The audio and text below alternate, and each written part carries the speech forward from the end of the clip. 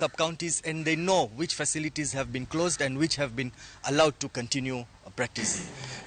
Duond bura mar Amani National Congress ANC koro wacho ni ogibi bano duond bura no mondo mi gidonje duond bura mar Kenya Kwanza kaka duond buche mamoko osebet katimo.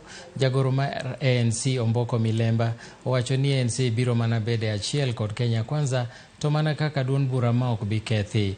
Milemba bende wacho ni gimedo keto maino e gero duond bura no mondo mi omed bet motegno e riwruoge mar Kenya Kwanza kama koro ichano timie yiero mag jokanyo mag ANC e gwenge duto ma pacho ka. Jagoro no ne wuoyo romo mar jotend ANC mawuok e counties duto ma Thurka manobagi e gwenge ma Makueni. So we remain a constituent party of Kenya Kwanza, but at the same time remain an independent, solid, and party that is standing on its own and carrying out its activities as a Amani National Party.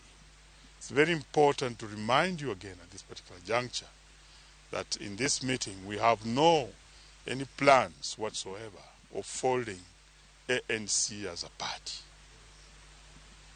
And therefore, as we work strongly, collaboratively, and loyal to our partners who are in Kenya Kwanza, we are also busy strengthening our house as a political party. As you know very well, coalitions are the units that now work in this country and not one political party.